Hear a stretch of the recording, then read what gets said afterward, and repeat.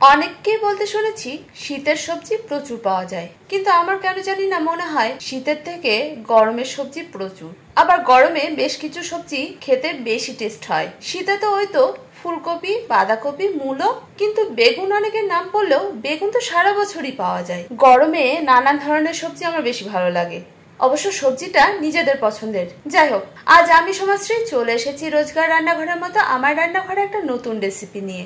আজ তৈরি করব চাল কুমড়ো ভাপা।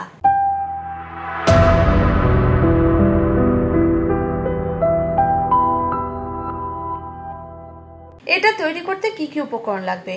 এটার জন্য নিয়েছি আমি একটা চাল কুমড়ো, খুব ছোট সাইজের, আর দেখুন বীজও নেই। এটাকে আমি একটু মোটা মোটা করে কেটে নিয়েছি। এটা আপনাদের পছন্দ মতো আকৃতিতেও আপনারা কেটে নিতে পারেন।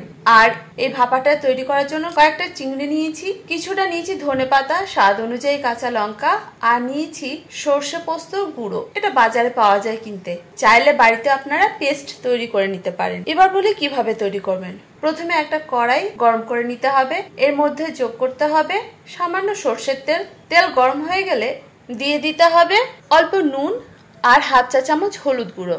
এবার এটাকে নাড়াচাড়া করে এর মধ্যে দিয়ে দিতে হবে কেটে রাখা চাল কুমড়োগুলোকে। চাল কুমড়োগুলো একটুখানি ভাজা ভাজা করে নিতে হবে, তাহলে ভাপা খেতে টেস্টি হবে।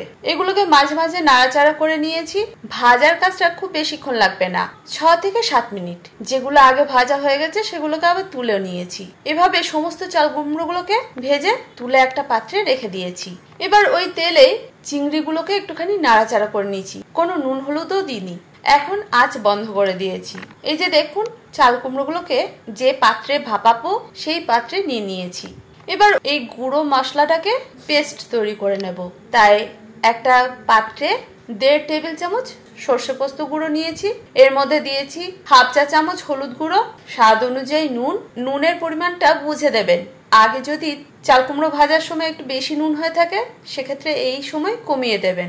আর দিতে হবে 1.5 চা চামচ চিনি। চাল কুমড়ো, লাউ, পেঁপে এই ধরনের সবজি রান্না করার সময় চিনিটার ব্যবহার একটু বেশি হয়। এবার এটাকে সামান্য জল দিয়ে গুলে পেস্ট বানিয়ে রেখে দেব।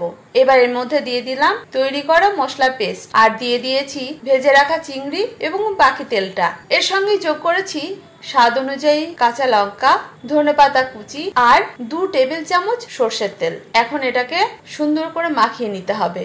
এরপর আবার কিছুটা ধনেপাতা উপর থেকে ছড়িয়ে ঢাকনা আটকে রেখে দিলাম। ততক্ষণে একটা কড়াইতে সামান্য জল গরম হতে দিয়েছিলাম, জলও গরম হয়ে গেছে। এবার তৈরি করা চাল কুমড়োর কৌটোটাকে কড়াইয়ের মধ্যে বসিয়ে দিতে হবে। তবে এই সময় খেয়াল রাখতে হবে জল যেন কৌটোর ওপরে না উঠে যায়, নয়তো কৌটোর ভিতরে জল ঢুকে ভাপাটাকে নষ্ট করে দিতে পারে। এরপর ঢাকা দিয়ে 15 থেকে 20 মিনিট হালকা আঁচে রান্না হতে দিতে হবে।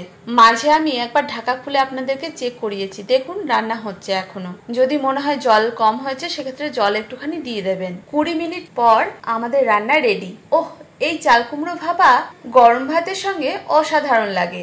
যারা রুটি খেতে পছন্দ করেন তারা চাল কুমড়ো এই ভাপার সাথে রুটি জাস্ট অসাধারণ লাগবে। বিশ্বাস না হলে তৈরি করে ফেলুন। আর কেমন হয়েছিল সেটা তো কমেন্ট করেই জানাবেন। আমি তো থাকি আপনাদের কমেন্টের অপেক্ষায়। তাহলে তৈরি করছেন তো?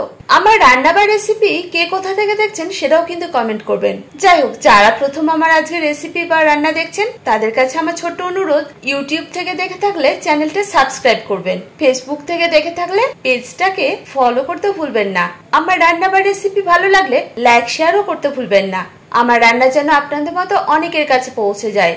আর যারা প্রথম থেকে আমার রান্না বা রেসিপি দেখছেন তাদেরকে আমার অসংখ্য ধন্যবাদ। এভাবেই আমার সঙ্গে থাকুন। আজ এই পর্যন্ত, দেখা হচ্ছে পরবর্তী ভিডিওতে। আপনারা ভালো থাকুন, সুস্থ থাকুন। ধন্যবাদ।